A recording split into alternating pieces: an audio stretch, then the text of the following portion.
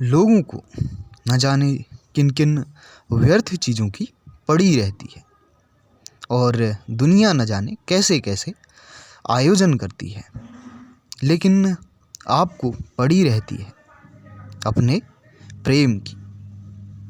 तो इससे पहले कि बारिश आए, इससे पहले कि तूफान आए, बाढ़ आए, इससे पहले कि इस बारिश में आप सराबोर हो जाएं, बात कर लेते हैं आपके आकर्षण की, क्योंकि यह आकर्षण आप में प्रबल है।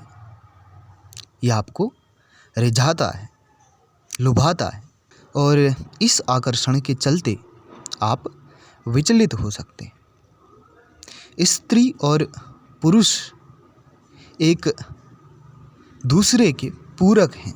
स्वभावतः स्त्री पुरुष के विपरीत है और जो स्त्री को पसंद है हो सकता है वो पुरुष को पसंद ना हो, और जो पुरुष को पसंद है हो सकता है वो स्त्री को पसंद ना हो। जहाँ पुरुष चल सके, जो परिस्थितियाँ पुरुष को आसान लगे, हो सकता है कि स्त्री उन परिस्थितियों में ना चल सके, उसके लिए कठिन हो। यहाँ पे दोनों के बीच एक विकर्षण लगता है। ये ऐसा लगता है जैसे कि एक विरोधाभास, लेकिन यही इनके आकर्षण का कारण है, क्योंकि विपरीत चीज़ें अक्सर एक दूसरे को आकर्षित करती हैं। जहाँ तुम ना चल सको वहाँ कोई और तुम्हारा हाथ पकड़े, इसलिए तो इससे एक संतुलन बना रहता है और आपको आगे बढ़ने में कोई भी समस्या नहीं होती। और अक्सर स्त्री या पुरुष साथी के ना होने पे स्त्री या पुरुष में एक तरह की विकृति आ जाती है। जब स्त्री या पुरुष एक अकेला पड़ जाता है तो वो थोड़ा विकृत हो जाता है, जैसे कि कोई एक टांग का व्यक्ति हो। अकेले उनके लिए चल पाना, अकेले उनके लिए परिस्थितियों से गुजरना, अकेले अपने बच्चों को देखना या कुछ भी, तब अकेले कर पाना उनके लिए बहुत कठिन हो जाता है। जैसे कि प्रेम थोड़ा व्यक्ति में गहरी बात है। व्यक्ति चल तो सकता है अकेले भी, और शरीर से दूर होने के बाद भी वो अपने प्रेमी को सहारा देता है किसी न किसी रूप में। और आप में स्त्री और पुरुष दोनों हैं। वास्तव में आप स्त्री और पुरुष आपके अंदर दोनों मौजूद हैं या दोनों गुण मौजूद हैं, क्योंकि अगर आप पुरुष हैं तो भी आप पुरुष जैसा होने का प्रयास करते हैं। पुरुष जैसा दिखने की चाह आप में होती है। हालांकि आपको लगता होगा कि ये पुरुष का ही स्वभाव है, लेकिन ये सिर्फ आभासी है। ये आपकी स्त्रैण प्रकृति है।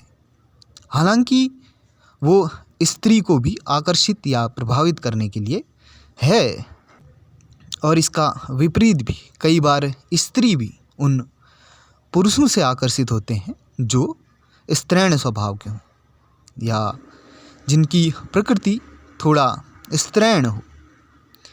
इसलिए कई बार पुरुष पुरुष जैसी स्त्रियों को और स्त्री स्त्री जैसे पुरुषों को ठीक लगते हैं, और इन सब आकर्षण और मोह के चलते अक्सर व्यक्ति गलत कदम उठा लेते हैं, विशेषकर जब उनमें अज्ञान हो।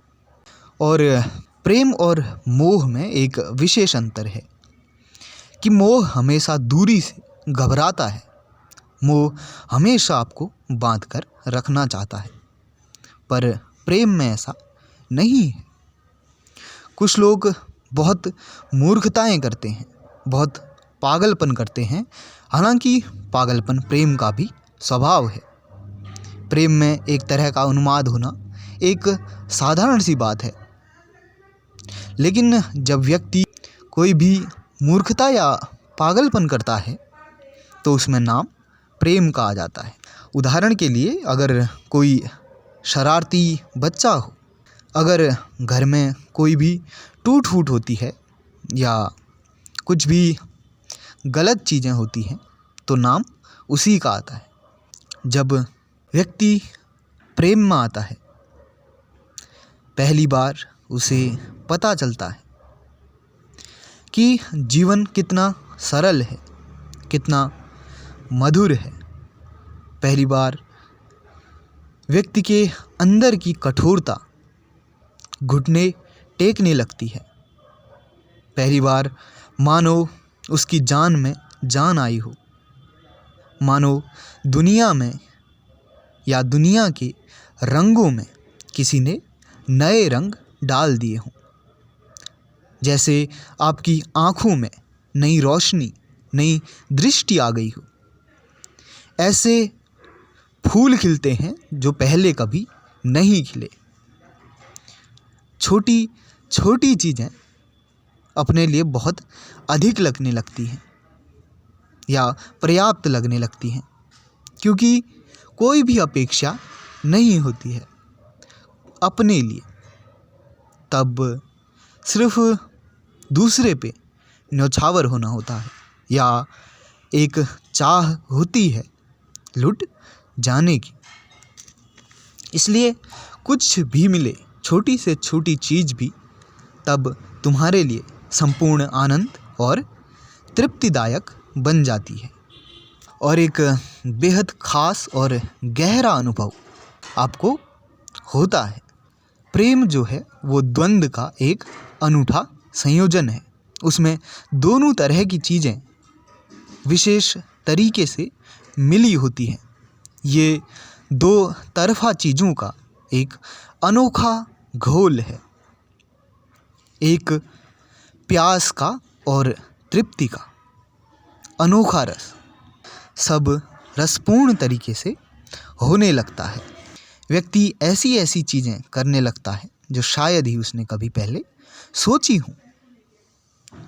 जैसा कि प्रेम अनूठा संयोजन है, तो व्यक्ति को कितना समय बीत रहा है उसका पता नहीं चल पाता। व्यक्ति ने क्या क्या किया ये बता पाना तब बेहद कठिन होता है। पर जहाँ समय एक तरफ रेत की तरह हाथों से फिसल रहा होता है, दूसरी तरफ व्यक्ति के पास समय ही समय होता है।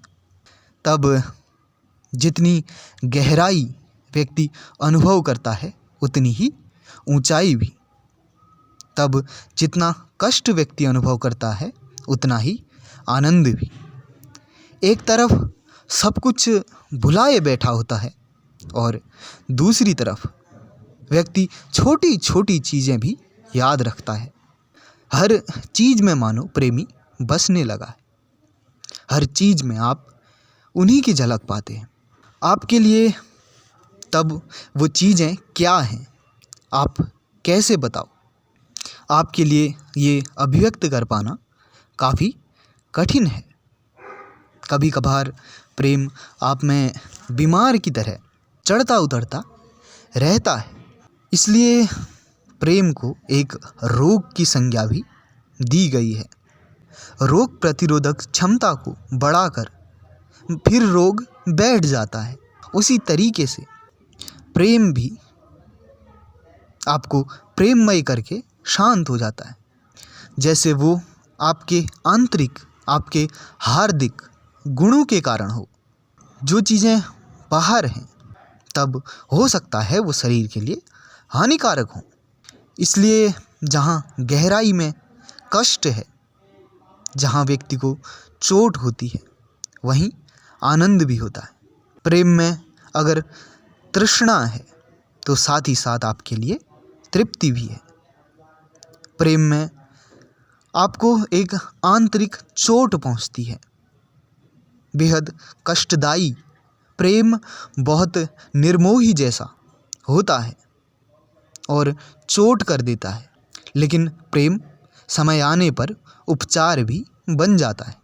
जैसे समुद्र में ज्वार और भाटा आता है, समुद्र का तूफान या समुद्र का पानी चढ़ते और उतरते रहता है, वैसे ही प्रेम आप में उमड़ते और शांत होते दिखाई पड़ता है।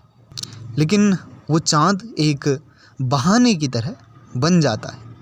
व्यक्ति में भी अपना चाँद है, व्यक्ति के अपने उतार चढ़ाव, और ये अनूठा संयोजन हो पाना उसके लिए कठिन होता है।